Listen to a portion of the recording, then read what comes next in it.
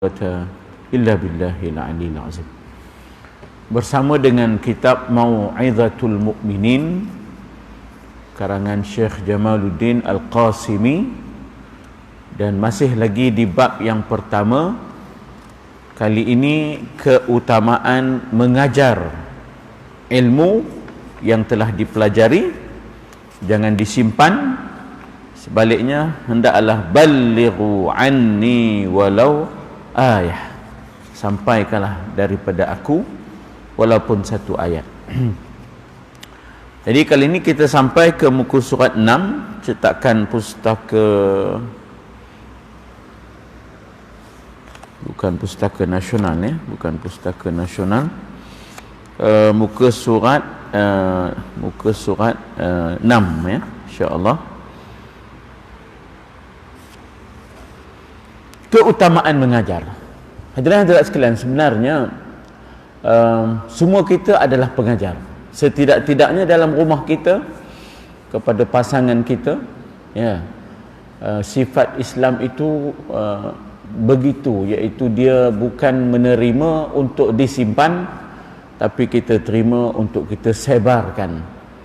Jadi ini menuntut penguasaan dan kemudiannya untuk disebarkan, ya, apa yang telah kita pelajari.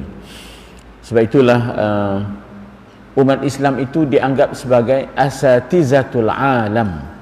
Umat Islam itu dianggap sebagai guru kepada alam, ya, atau disebut sebagai ustaziyatul alam, guru ataupun maha guru kepada dunia, supaya dunia tahu mana yang hak, mana yang batil, mana yang hidayah, mana yang dalalah, petunjuk, dan mana yang sesat, supaya dunia tahu mana yang iman, mana yang kufur.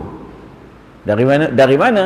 Wa kadzalika ja'alnakum ummatan wasata litakunu syuhada 'alan nas. Demikianlah kami jadikan kamu umat yang pertengahan, duduk di tengah-tengah gelanggang, untuk kamu menjadi saksi atas perbuatan-perbuatan manusia. Litakunu syuhada'a 'alan nas, al-ayah. Bila sebut saksi, syuhada, dengan sendirinya perlu memberi keterangan. Seorang tidak boleh dikatakan saksi ataupun sanggup menjadi saksi kalau dia tidak sanggup memberikan keterangan. Di dalam mahkamah misalnya, dia tak berani nak deliver statement, tak maunya. Jadi umat Islam tidak boleh menjadi umat yang bisu, melihat pergolakan dunia tanpa ada katanya, ya, tanpa ada katanya. Kita pasti ada kata-kata terhadap apa yang berlaku terhadap umat Islam, pergolakan manusia, ya. Wa kadzalika ja'alnakum ummatan wasata litakunu syuhada'a 'alan nas wa yakuna ar-rasulu 'alaikum syahida. Dan esok Nabi pula akan memberi keterangan, saksi atas tindakan perbuatan kita yang tidak diam membisu, bahkan menjelaskan kebenaran. Qulil haqq walau kana murra, walaupun pahit, ya. Jadi dengan sebab itulah kita punya orientasi mengaji untuk mengajar. Itu orientasi kita, ya. Pendekatan kita ialah mengaji untuk mengajar. Dia tak boleh datang bawa telinga, balik bawa telinga. Kasar bunyinya. Tapi tak maunya. Tak mau. Para sahabat bukan begitu. Bukan datang bawa telinga, balik bawa telinga. Tak. Para sahabat itu, dia datang dengan sikap untuk kemudiannya untuk disebarkan kepada orang lain apa yang telah dipelajarinya. Jadi paling tidak kita punya keluarga, pasangan kita, keluarga kita, anak cucu kita, paling tidak at the minimum level, ya. Itu mesti ada sikap yang mesti ada, supaya bila kita berimpun-rimpun tu, idaklah kira nak nambah apa, nambah berat badan dah, ya tak? Atau makanan dah banyak, tak. Ada masanya kita akan dudukkan mereka untuk kita menyampaikan pengajaran. Itulah yang dinamakan pendidikan, bukan penternakan, ya. Penternakan tu cukuplah tempat tinggalnya, cukuplah makannya, itu penternakan. Tetapi yang dikatakan pendidikan ialah memindahkan nilai memindahkan nilai kepada generasi pelapis, memindahkan pengetahuan kebenaran kepada generasi pelapis. Maka dengan sebab itulah diletakkan oleh Imam Ghazali, tajuknya ialah fadilah pengajaran at-ta'lim, mengajar. Sebab dikatakan al-Islam itu ialah ta'lim, ta'allum wa ta'lim. Islam itu dua proses, learning and teaching. Islam itu prosesnya dua. Pertama ialah ta'allum, yang kedua ialah ta'lim. Mula ta'allum iaitu kita learning proses, belajar. Kemudian ta'lim, sampai masanya pula kita mengajar. Bahkan umat Islam itu dianggap oleh Imam Hasan Al-Banna sebagai ustaziyatul alam, sebagai guru kepada alam seluruhnya. Harus bicara mana yang betul, mana yang salah. Baik, berhubung dengan keutamaan mengajar, Allah menjelaskan melalui firman-Nya surah Taubah ayat 122. Waliyunziru qaumahum. Apabila kita dah belajar, supaya dapat mengajar kaumnya, memberikan ingatan, amaran, ancaman, kewaspadaan. Liyunzira qaumahum waliyunziru qaumahum, untuk memberikan pengajaran, peringatan, kewaspadaan kepada kaumnya yang tadinya keluar berperang tak sempat nak mengaji, keluar berdakwah tak sempat nak mengaji, keluar maknanya menunaikan tanggungjawab kemasyarakatan tak sempat nak mengaji. Bila mereka itu pulang, maka mereka yang duduk tak pergi berperang, tak pergi berdakwah tadi, yang mengaji semasa tidak pergi berperang dan berdakwah dan buat kerja kemasyarakatan, mesti pula menyampaikan kepada mereka yang tadinya outstation, yang pergi buat kerja masyarakat, buat kerja dakwah, buat kerja buat peperangan dan sebagainya. Jadi ajar pula pada mereka yang tak sempat. Inilah tradisi para sahabat. Para sahabat yang tak ada bersama Nabi, tidak menjadi ahli suffah. Ahli suffah itu ialah ahli berenda masjid Nabi. Jadi mereka yang sibuk berternak, mereka yang sibuk berniaga, mereka yang sibuk bercucuk tanam, bila pulang daripada penternakan dan pertanian dan perniagaan, akan tanya kepada sahabat-sahabat yang tadinya bersama dengan Nabi, apa ada hadis-hadis yang disabdakan oleh baginda? Adakah wahyu-wahyu yang sampai ketika mana kami tidak ada? Jadi sahabat ahli suffah akan memindahkan ilmu-ilmu itu kepada sahabat yang tadinya tak sempat mengaji dan sebagainya. Ini pendekatan yang mesti ada. Waliyundiru qaumahum. Bukan semua orang boleh datang ke masjid. Ada kawan kita peniaga pasar malam, dia memang dak sangat pengajian, tapi tak upayalah katanya, anak-anak ada lagi nak ditanggung katanya. Jadi terpaksa buat dua kerja, siang kerja, malam kerja pasar malam. Jadi ndak ngaji, bukan tak ndak, memang kasihkan ilmu, tapi tak upayalah katanya. Nabi ada bersabda, kun aliman au muta'alliman au muhibban. Jadilah kamu orang yang alim, atau orang yang belajar, atau orang yang muhibban. Kun aliman au muta'alliman au mustami'an, au muhibban, ataupun orang yang kasih akan ilmu. Wala takun khamisan, jangan jadi orang yang kelima. Alim pun tidak, belajar pun tidak, dengar pun tidak, kasih pun tidak kepada ilmu, nescaya kamu akan binasa. Wala takun khamisan fatahlik, akan binasa kalau kamu tak mau jadi orang alim, tak mau belajar, tak mau mendengar, dan tak mau kasih. Jadi yang dia ni tadi kasihkan ilmu tapi tak dapat sebab terpaksalah mencari rezeki di waktu malam dan sebagainya. Jadi kita yang ada kesempatan mesti kita sampaikan ilmu yang semalam, yang minggu sudah, yang kami pelajari, begitu dan begini, untuk disampaikan kepada kaumnya. Idza raja'u ilaihim, apabila orang-orang itu kembali kepada mereka. Ayat ini merujuk kepada para sahabat yang sebahagiannya terpaksa pergi ke perbatasan, ya, kerana peperangan, kerana menjaga umat Islam ini daripada ancaman musuh Rom dan Parsi. Lalu Allah Ta'ala menyatakan tidaklah semua kena pergi. Falaula nafaru, ya, falaula nafara min kulli firqatin ta'ifatun minhum liyatafaqahu fid din. Janganlah semua pula pergi, kata Allah. Biarlah ada sebahagian daripada mereka yang tafaqquh fid din. Ya, maknanya apabila sudah tafaqquh fid din, mendalami agama, waliyunziru qaumahum, untuk mereka memberikan peringatan, pengajaran kepada kaum mereka yang dahulunya di perbatasan, idza raja'u ilaihim, apabila orang-orang itu kembali kepada mereka.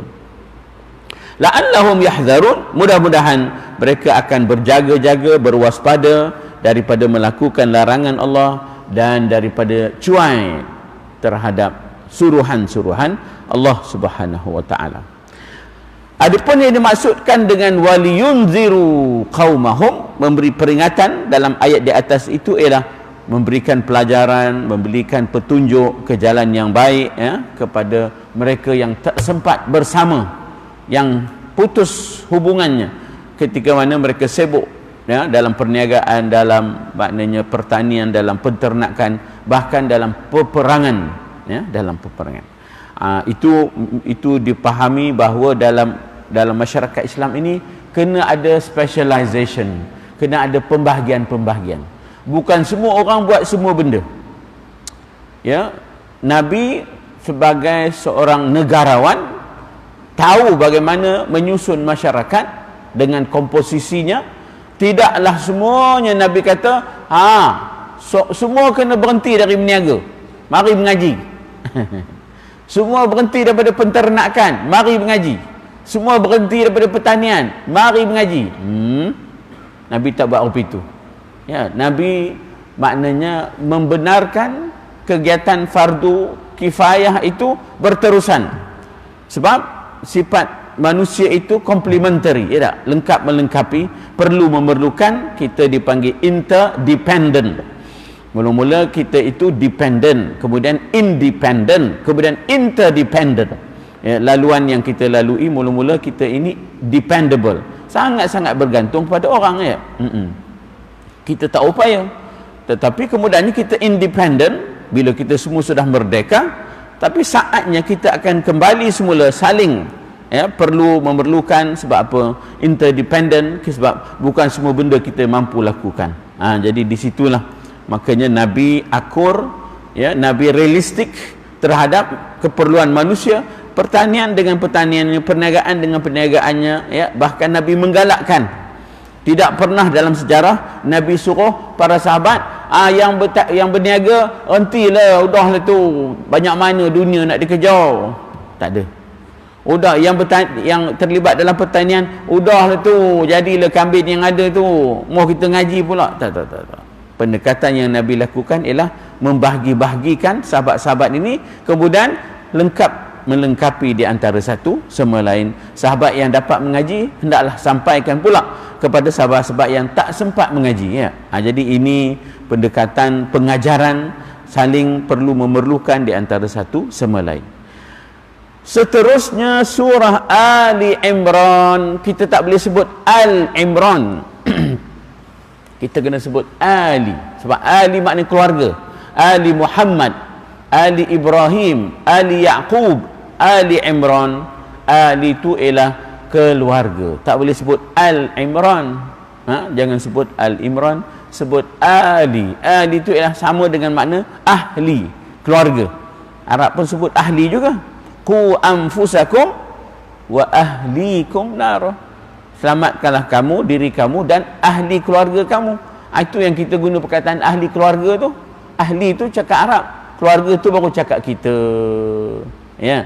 Ahlikum, kan? Qu anfusakum wa ahlikum. Jadi ada perkataan yang sinonim, ya, yang sama dengan ahli, iaitu Ali Imran, Ali Yaqub, Ali Ibrahim, Ali Muhammad. Begitu, ya. Jadi di dalam surah Ali Imran Ayatnya berbunyi a'udzubillahi minasyaitonirrajim wa iz akhadallahu mitsaqal ladzina utul kitab latubayyinunnahu linnas wala taktumunah, ya, wala taktumunah. Apa makna mitsaq? Mitsaq ialah agreement, perjanjian, understanding, bahkan lebih daripada understanding, ya, satu agreement, aku janjilah, itu makna mitsaq. Allah mengambil satu perjanjian, satu agreement, satu maknanya kita kata suatu aku janji, wa iz akhadallahu mitsaq alladzina utul kitab, mereka yang dikurniakan kitab, termasuk kita dikurniakan kitab, iaitu Al-Quran. Jadi literally secara bahasanya kita pun adalah ahli kitab, cuma secara fiqahnya ahli kitab itu ialah orang-orang Yahudi dan Nasrani, ahli kitab.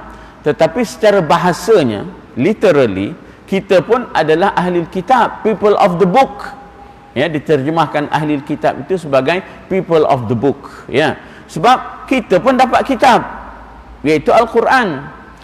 Bila kita dapat kitab, apa perjanjiannya, apa aku janjinya? Pertama, kita belajar, ya, pelajari kitab itu. Tetapi yang kedua, litubayyinunnahu linnas, litubayyinunnahu linnas, ya, tubayyinunnahu linnas, daripada perkataan bayan. Tubayyin itu daripada perkataan bayan. Bayan itu ialah memberikan penjelasan. Sahabat-sahabat yang ikut tabligh, dia ada 6 prinsip itu untuk dibayankan pada lepas maghrib misalnya, kan. Jadi itu menjelaskan. Daripada bayan timbullah tubayyin, dan daripada tubayyin jadilah tubayyinunnahu, mesti sampaikan. Jadi perkataan di situ kalau tuan-tuan perasan ada lam. Lam itu ialah sesungguhnya. Nun pula ada syaddah, mesti. Sesungguhnya kamu mesti sampaikan. Sebab itulah disebut di sini katanya demi sesungguhnya. Dekat mana datang demi itu? Lam tu asalnya ialah bayyana yubayyinu. Bayyana yubayyinu, present continuous tense, ya, fi'il mudhari', mesti datang daripada sesungguhnya. Dekat lam tu, demi sesungguhnya kamu mesti sampaikan, tak boleh kamu simpan. Dikatakan di sini bahawa hendaklah kamu menerangkan isi kitab itu. Jadi daripada mana perkataan mesti itu? Nun yang sabdu tu, syaddah tu, ya, nun syaddah itu, nun yang bersabdu itu menunjukkan ada 2 nun di situ. Satu nun daripada asal kalimah, daripada bayan ada nun, kemudian ada nun yang kedua. Nun yang kedua itu dengan makna mesti, taukid, demi, mesti kamu menyampaikan apa yang telah kamu dapat. Litubayyinunnahu linnas, untuk manusia. Ini pun penting juga, sebab wa ma arsalnaka illa kaffatan linnas, tidak kami utuskan engkau ya Muhammad kecuali kepada manusia semuanya. Kaffatan linnas, ada ayat yang rahmatan lil alamin, ada ayat yang kaffatan linnas, ya.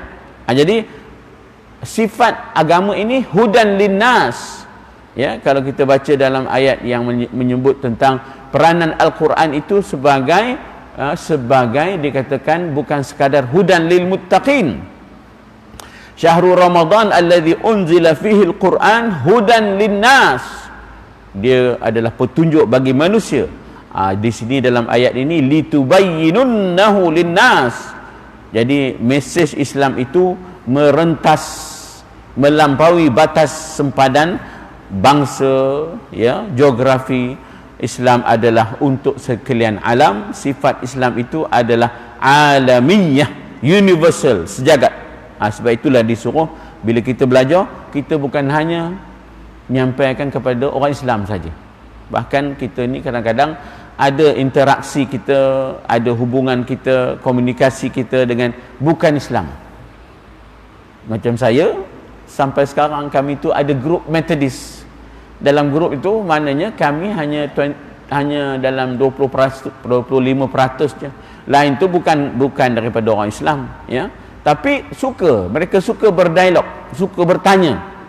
Tanya kepada kita dalam grup itu, bagaimana pendapat agama Islam ini dalam isu Covid, dalam isu kita kata kejadian-kejadian yang berlaku di Terengganu dulu, kejadian yang berlaku di Terengganu kira-kira 3 tahun ke 2 tahun sudah, seorang yang nak mempertahankan keluarganya daripada serangan orang yang menceroboh rumahnya.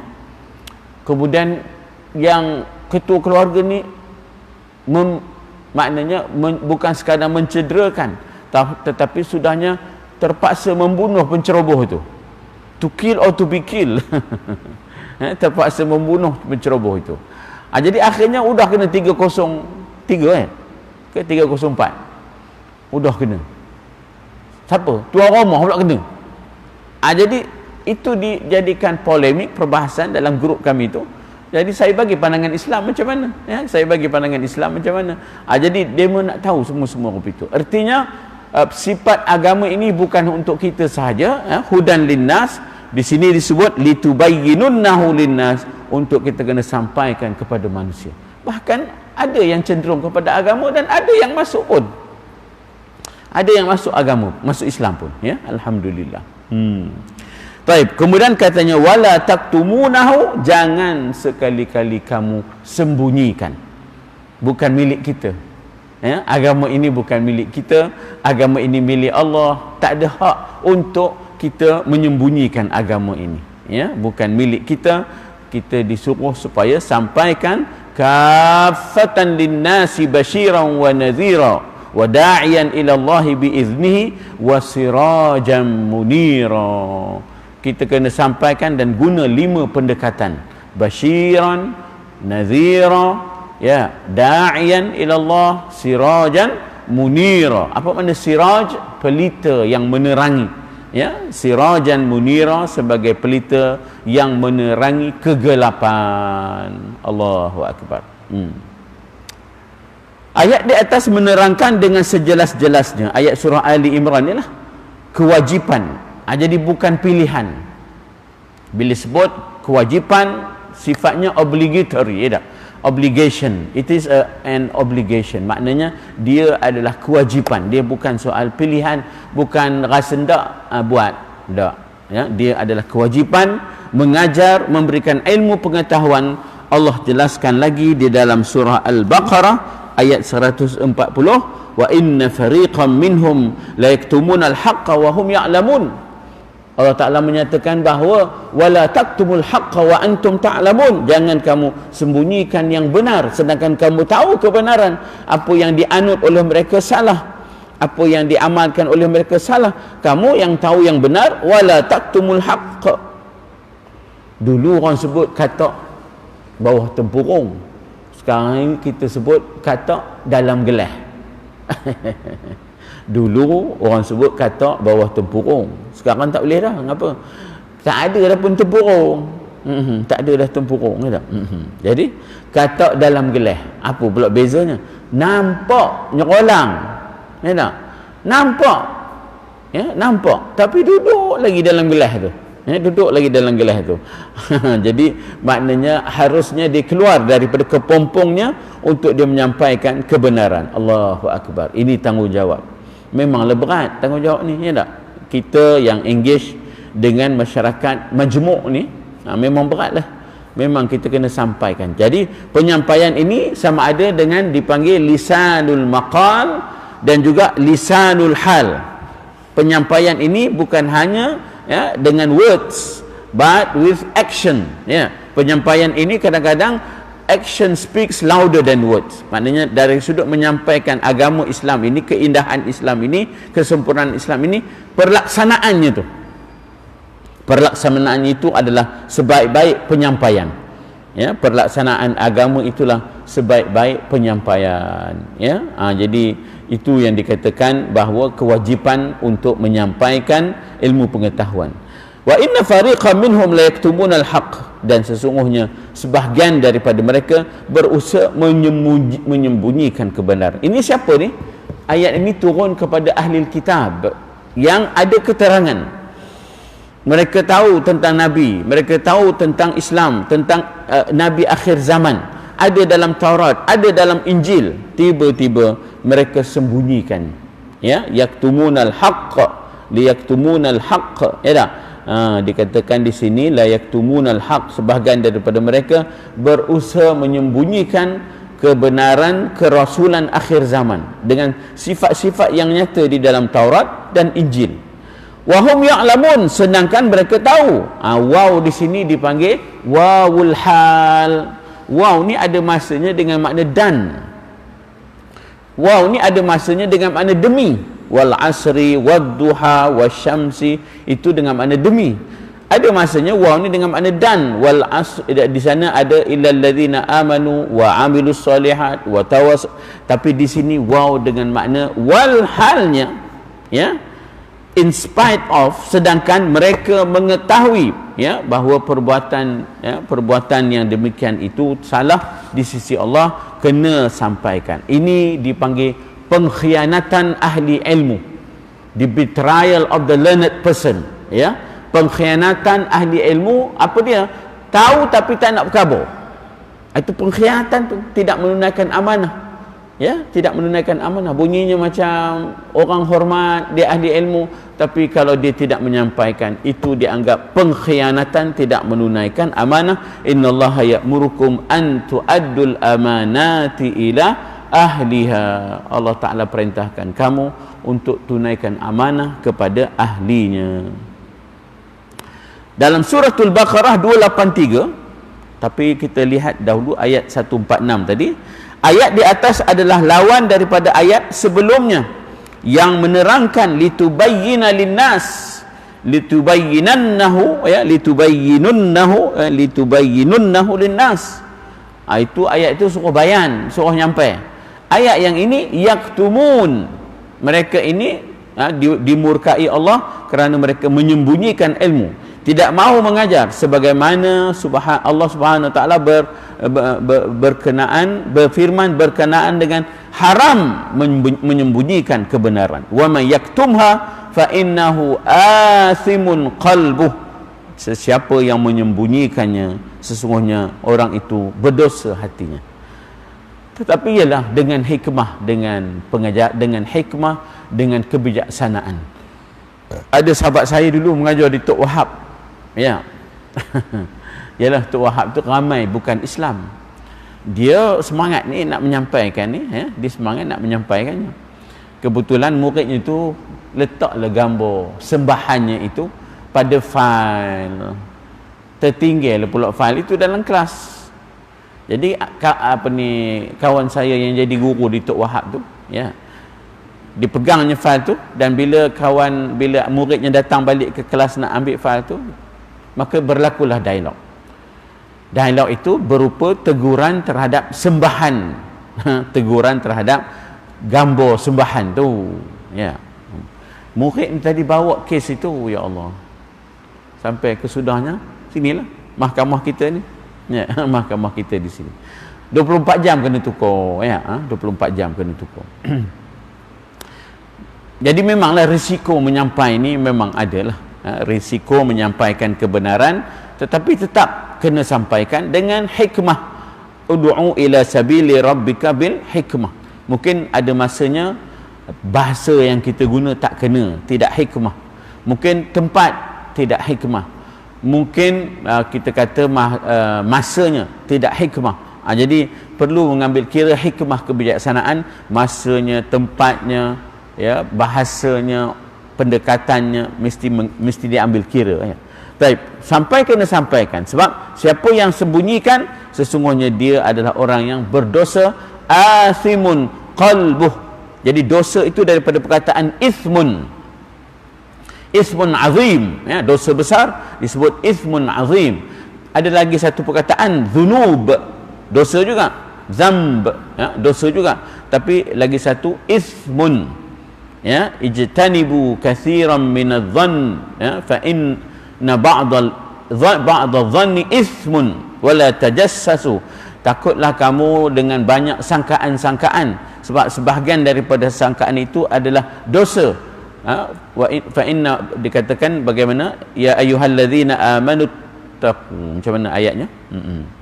Katsiran minadh-dhanni inna ba'dadh-dhanni ithmun ya ayyuhalladzina amanu ijtanibu katsiran minadh-dhann. Wahai orang-orang yang beriman, jauhlah kamu daripada banyak bersangka-sangka.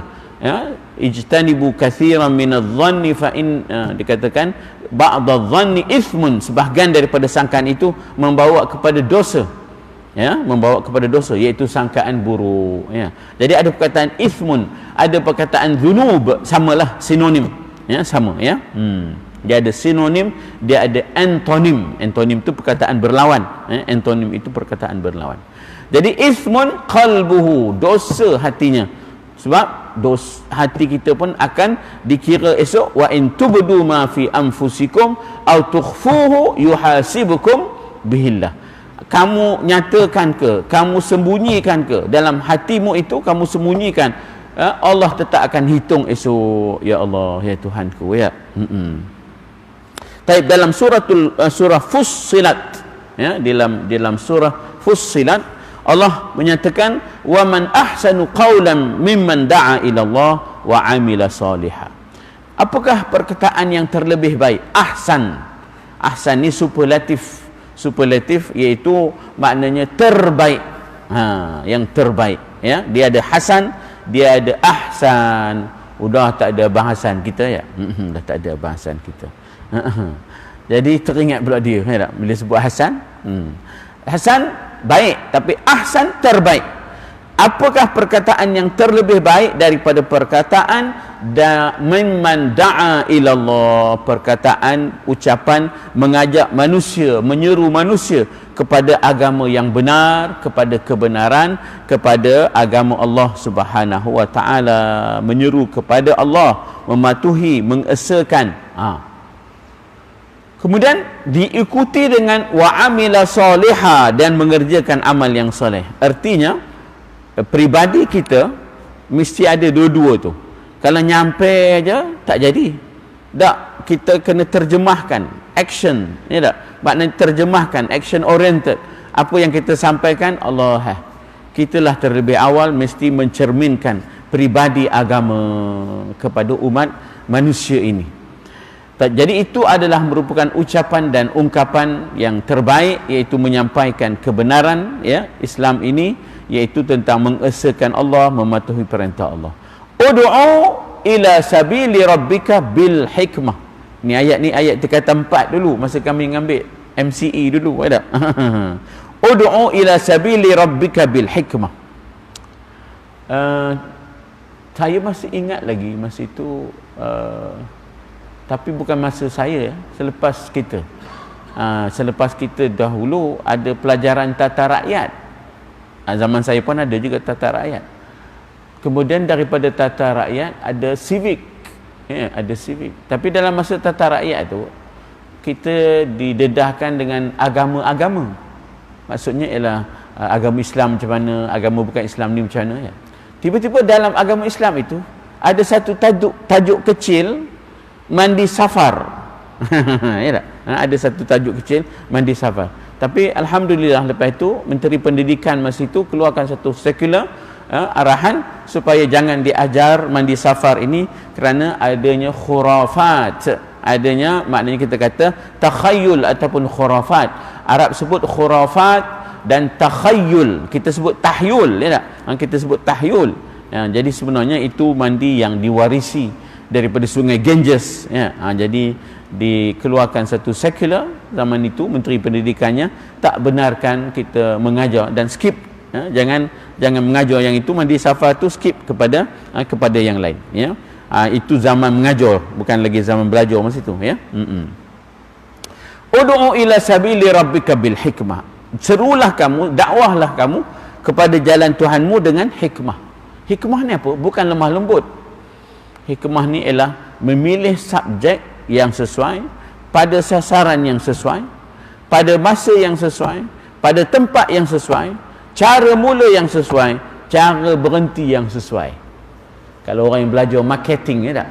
Kalau orang yang belajar marketing, dia harus memilih skrip yang sesuai pada sasarannya dan masa yang sesuai dan tempatnya. Orang tengah sibuk nak ngunyap, kita pula nak cuba buat sales, nak cuba nak cuba marketkan barang makan kita, kawan tengah ngokok, tengah ngunyak kopi tu, tak sesuai lah, tunggulah kejap, tunggulah kejap. Jadi maknanya kita kata hikmah itu ialah, yang dikatakan hikmah bukan semestinya lemah lembut, ya. Yang dikatakan hikmah itu ialah memilih subjek, bahan yang sesuai kepada sasaran yang sesuai. Cara kita berdakwah, kita kena tengok siapa di depan kita, ya. Kemudian masa pun kena tengok. Ada masanya tak sesuai. Masa orang tengah kalang kabut nak semayang, masa orang tengah kabut nak pergi semayang Jumaat, tak sesuai, ya tak? Jadi juga kena pilih tempat. Ada kalanya dia malu, ya, dia rasa menjatuhkan air muka dia. Jadi kita pilih cara masa yang lain yang lebih sesuai. Dan ada cara take off. Cara kita nak menyampaikan tu, permulaannya, take off-nya, dan juga landing time-nya tu, cara nak landing tu pun, dia tak nak menghentikan kita punya dakwah tu pun kena ada caranya. Ini semua adalah hikmah kebijaksanaan mengikut Bapa Muhammad Nasir di dalam kitabnya Fiqhud Da'wah. Pak Nasir dia ada tulis satu kitab namanya Fiqhud Da'wah, fiqh kita dalam berdakwah. Apa fiqahnya di dalam berdakwah, ya. Jadi dihuraikan hikmah ini ialah pilih subjek yang sesuai, pada sasaran yang sesuai, pada masa yang sesuai, pada tempat yang sesuai, cara mula yang sesuai, cara berhenti yang sesuai, yang menyebabkan orang berkenaan terlagi-lagi, ndak lagi, ya. Jadi perlu sampaikan agama ini dengan hikmah, dengan kebijaksanaan, wisdom. Jadi ada dua, ya. Satu knowledge, satu wisdom. Satu knowledge, satu wisdom. Satu pengetahuan, satu kebijaksanaan. Kalaupun kita ada pengetahuan, tapi cara kita tidak dengan kebijaksanaan, bukan lagi kesat, bukan lagi kasar, kesat, ya. Kita nak sampai ke tu benda yang betul, benda yang elok, tapi dengan sebab cara yang kasar, cara yang kesat, langsung tak sampai lah benda tu, ya. Dan yang kedua, wal mau'izatil hasanah, dan nasihat, pengajaran yang baik. Bila nak menyampaikan agama Allah ini, tidak sewenang-wenangnya dan tak seenaknya, mesti juga kita mempelajari dan menguasai mau'izah. Mau'izah ni biasanya disebut sebagai cerita-cerita yang boleh memberikan pelajaran. Mau'izah ni ialah cerita-cerita yang boleh memberikan pengajaran. Kita kuasailah Ashabul Kahfi, Ashabul Ukhdud, kita kuasailah kisah Nabi, kisah Maryam. Jadi supaya akhirnya bila kita berdepan dengan kelompok yang sesuai, kita bacakan kisah Maryam, baru dia terasa. Macam bagaimana Sayyidina Ja'far bin Abi Talib dengan penuh hikmahnya membacakan surah Maryam kepada Najasyi, sampai Najasyi masuk Islam. Sebab itu Najasyi, bila meninggalnya Najasyi, sampai berita kepada Nabi, Nabi solatkan Najasyi secara ghaib. Itulah bermulanya solat ghaib. Itulah bermulanya solat ghaib, menunjukkan Najasyi itu Islam. Bagaimana boleh Islam? Kebijaksanaan Sayyidina Ja'far bin Abi Talib. Memanglah Allah yang memberikan petunjuk dan hidayah, tapi pendekatan kita itu mesti bijaksana. Bijaknya Sayyidina Ja'far, bila tuanku Najasyi tanya, kamu kata kamu terima ayat-ayat daripada Tuhan, mana ayat-ayatnya? Aku nak dengar. Better nak dengar. Dibacanya surah Maryam. Bila dibacanya surah Maryam, Najasyi ni cukup terharu kerana dekat. Dia Nasrani, dekat. Maryam itu dekat dengan dia. Ya tak? Maryam itu dekat dengan Nasrani. Bila dibaca surah Maryam itu daripada awal lagi, dah terasa sungguh, tergugah perasaannya, dan akhirnya menitiskan air mata tak henti-henti, sampai pembesar-pembesar yang ampu sana ampu sini ni suruh Sayyidina Ja'far berhenti dari membaca. Pasal dah tengok tuanku teroyok tak henti-henti. Lama kata dia Najasyi, dakhu, biarkan dia membaca. Biarkan aku membaca, biarkan dia membaca. Aku suka dengar dia baca. Memang cerita Maryam tu daripada awal sampai ke sudah. Kalau tuan-tuan baca surah Maryam, sampai Maryam nak beranak pun ada dalam tu. Ya tak? Dalam keadaan dia dah beranak, ya tak? Kemudian suruh supaya goncangkan pokok tamar, akan gugurlah rutab, dan makanlah rutab itu untuk kembali pulih. Mak ceritanya sampai ke detail itu dalam surah Maryam. Udahlah Najasyi terpikat, udah masuk Islam. Sebab itulah Nabi wakilkan Najasyi untuk meminang anak kepada ya Allah, anak kepada siapa ya? Kan Nabi anak Abu Sufyan. Kan Nabi kahwin dengan anak Abu Sufyan, Ramlah, yang bergelar dengan Ummu Habibah lah, gelarannya ialah Ummu Habibah, tapi nama asalnya Ramlah, bukan Ramlah yang lagi satu tu, bukan. Jadi nama asalnya Ramlah ada. Tapi Ramlah ni makna asalnya ialah janda, itu makna Ramlah ni ada. Jangan ambil hatilah ada. Jadi Ramlah ni dipinang oleh Najasyi yang dah masuk Islam ni bagi pihak Nabi. Bagaimana pula Ramlah ada di Habasyah, di samping tuanku Najasyi. Ramlah ikut rombongan hijrah yang pertama ke Habasyah yang dipimpin oleh Sayyidina Ja'far bin Abi Talib. Suami Ramlah ni mula-mulanya Islam di Mekah, sekali lah pergi ke hijrah ke Habasyah tu. Tapi bila sampai di Habasyah, suami Ramlah ni, Sayyidatina Ramlah ni, terpikat pula kepada Nasrani. Udah dimurtad pula suaminya. Tinggallah Ramlah, orang kata berdagang seorang diri. Takkan nak balik semula ke Mekah? Kalau balik ke Mekah, masa itu Abu Sufyan tak Islam lagi, kan? Ikut sangat jantan kamu tu. Udah balik juga ke aku, tahu juga kamu balik, jalan balik tak? Jadi takkan nak balik, tapi tinggal di kota Habasyah itu seorang diri. Jadi bagaimana supaya dapat dipujuk hati Sayyidatina Ramlah ini, Nabi pinang Sayyidatina Ramlah, tapi melalui Najasyi. Najasyi lah yang mendahulukan emas kahwinnya. Dalam syariat ni emas kahwin je weh. Aduh, belanja hangus tak ada. Jangan terlampau-lampau sangat belanja hangus ni, ya tak?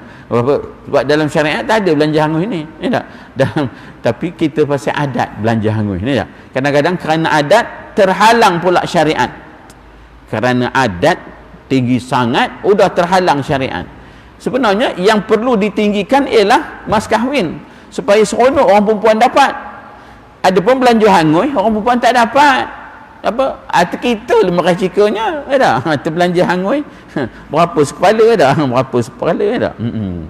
Tapi yang perlu tinggi itu ialah mas kahwin. Sebab wa atun nisa saduqatihinna nihlah, kurniakanlah kepada wanita itu akan mas kahwinnya yang dia suka terima. Kalau ada RM25 8 kupang, nampak apa? Dengan mas kahwinnya RM25 8 kupang.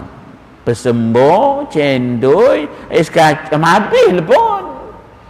Nampak apa RM25 8 kupang. Jadi sebab itulah dalam soal mas kahwin ini, hak bagi wanita sendiri, pengantin sendiri yang menentukan berapa. Jadi dia kata dia nak almera warna merah. Almera warna merah lah. Itu hak dia. Sebab Nabi dah sebut, ayat Quran sebut dalam surah An-Nisa, wa atun nisa saduqatihinna nihlah, kurniakanlah kepada wanita itu mas kahwinnya yang dia suka terima. Pernah satu ketika Sayyidina Umar ketika menjadi khalifah, dia meletakkan harga ceiling kepada mas kahwin, tak bagi lebih. Tiba-tiba dalam perhimpunan mingguannya bangkitlah seorang wanita, ya Amirul Mukminin, laqad khalafta al-Quran, wahai Amirul Mukminin, sesungguhnya engkau telah menyanggahi, bersalah, menyanggahi apa yang telah ditetapkan dalam Al-Quran dalam soal mas kahwin, ya, fi sadaqat. Maka tanya khalifah, yang mana satu ayatnya? Wa atun nisa saduqatihinna nihlah, kurniakanlah kepada wanita itu mas kahwinnya yang dia suka terima.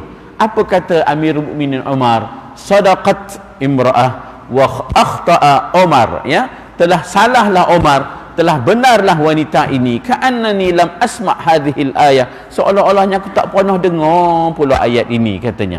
Jadi benarlah wanita itu, salahlah Umar. Kembalilah hak menentukan mas kahwin itu kepada wanita. Jadi orang tengah ni, berangguk-rangguk ni kadang-kadang tak betul. tanya dulu pada orang perempuan. Ni tak? Ni dia mau beranggut-anggut berondin ni tadi, orang tengah dua-dua pihak ni, mas kahwin ni ikut biasa je lah ya. Ya Allah, RM25 8 kupang. Apa dapat? Mas pun jadi macam mana lah. Jadi disitulah hak kepada wanita ya tak? Untuk menentukan mas kahwinnya. Allahu Akbar ya. Akhirnya kita berhenti di sini dalam suratul Baqarah ayat 151, wa yu'allimul kitaba wa yu'allimukumul kitaba wal hikmah, dan mengajarkan kamu kandungan kitab dan hikmah, kebijaksanaan. Tuan-tuan dan puan, pendekatan kita ialah kita dapat 2-3 ayat dalam tafsir, kita dapatkan pengajarannya dan kupasannya, kemudian kita sampaikan. Pergi ke mana-mana, jumpa kawan, jumpa dengan keluarga, dapat 2-3 ayat, sampaikan. Dapat 2-3 ayat, sampaikan. Apa yang kita dapat? Katalah kita dapat ayat tertentu daripada surah tertentu, maka kita sampaikan ayat itu. Jadi di situlah akhirnya perkembangan agama ini akan berterusan. Baik, berhubung dengan perkara ini juga terdapat hadis-hadis ya. Jadi kita berhenti sebab apa? Tadi ialah semuanya senarai ayat-ayat Quran yang suruh kita menyampaikan dan mengajar. Ayat terakhir suratul Baqarah, wa yu'allim, daripada yu'allim itu timbullah muallim.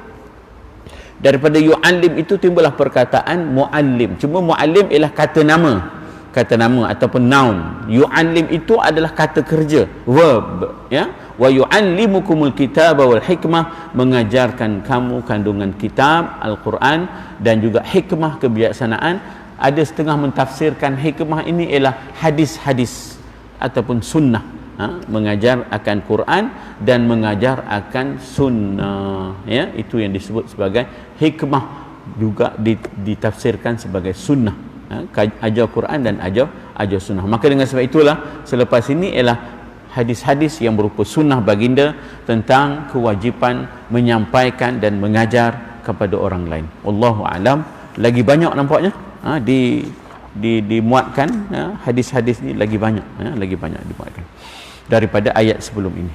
Subhanakallahumma wa bihamdika asyhadu an la ilaha illa anta astaghfiruka wa atubu ilaik. Sebelum kita tangguh, mungkin ada soalan, pandangan, pendapat, sila. Teguran pun tak apa. Ya. Tentang hak mas kahwin ni. Orang tengah tu.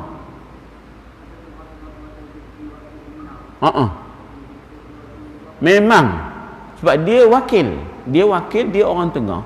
Bila kita jadi mediator, kita jadi orang tengah, kita jadi wakil, kita kena tanya kehendak al-muwakkil.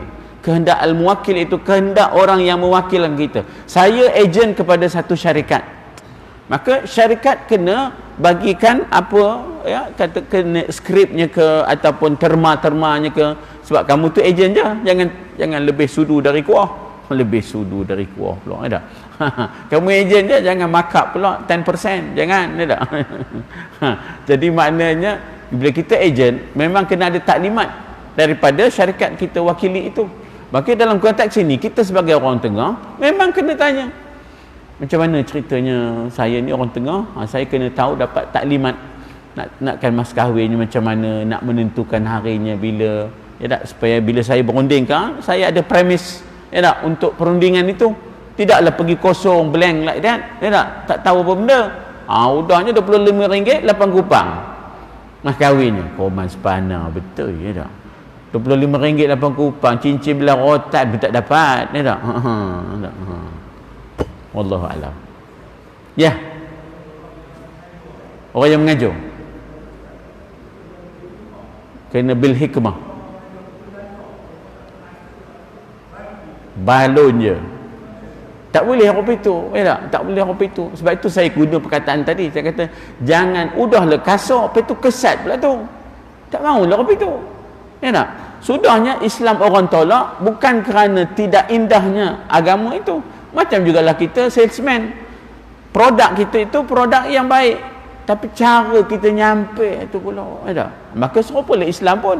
Islam adalah produk yang terbaik di sisi Allah. Inna dina indallahi Islam. Tapi cara kita perilaku kita, pendekatan kita, cara kita mula, cara kita nak berakhir, itu semua kena ambil kira. Jadi dengan sebab itu memang tak boleh ikut balon je memang. Freestyle tak boleh. Ya, kalau berenang boleh freestyle, tapi dakwah tak boleh freestyle. Ya tak? Itu dia. Ya. Ada kalanya kita perlu kepada street dakwah, dakwah santai. Ya tak? Dakwah di jalanan, pendekatan-pendekatan yang digunakan oleh sahabat kita saudara Abid Liu misalnya, diperlukan juga. Ada kalanya manusia itu perlu pendekatan-pendekatan yang begitu. Maknanya Islam, dakwah itu turun ke padang, bukan didatangi. Ilmu didatangi betul, tetapi dakwah bukan. Dakwah dia kena mendatangi, kena pergi ke lapangan, kan? Kena pergi ke lapangan. Ya tak? InsyaAllah. Jadi betul cikgu, memang kena. Bila sebut hikmah tu, itu kewajipan. Bil hikmah itu suatu kewajipan, bukan secara mutlak ud'u ila sabili rabbika. Tak, bil hikmah. Jadi ba itu dipanggil ba taswir, ya. Gambaran dakwah itu ialah dengan kebijaksanaan.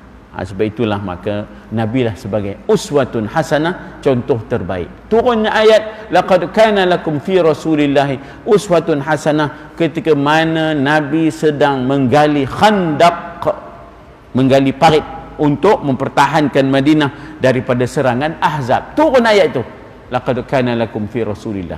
Maknanya Nabi walk the talk, Nabi buat, Nabi amalkan, action oriented. Nabi menjadi contoh. Allahu Akbar.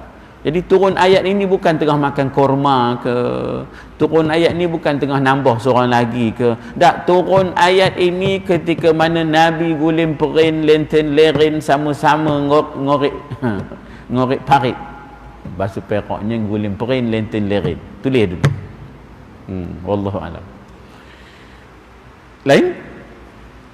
Subhanakallahumma wa bihamdika asyhadu an la ilaha illa anta astaghfiruka wa atubu. A'udzu billahi minasyaitonir rajim. Bismillahirrahmanirrahim. Alhamdulillah, salatu wassalamu ala Rasulillah wa ala alihi wa sahbihi ajma'in. Allahumma ja'al jam'ana hadza jam'an marhuma, tafarruqana min ba'dihi tafarruqan ma'suma, wa la taj'al fina shaqiyya wa la matruda wa la mahruma. Allahumma ja'alna mimman yastami'una al-qawla fayattabi'una ahsana. Wa sallallahu ala sayyidina Muhammadin wa ala alihi wasallam. Alhamdulillah. Taqabbalallahu minkum. Hadis tentang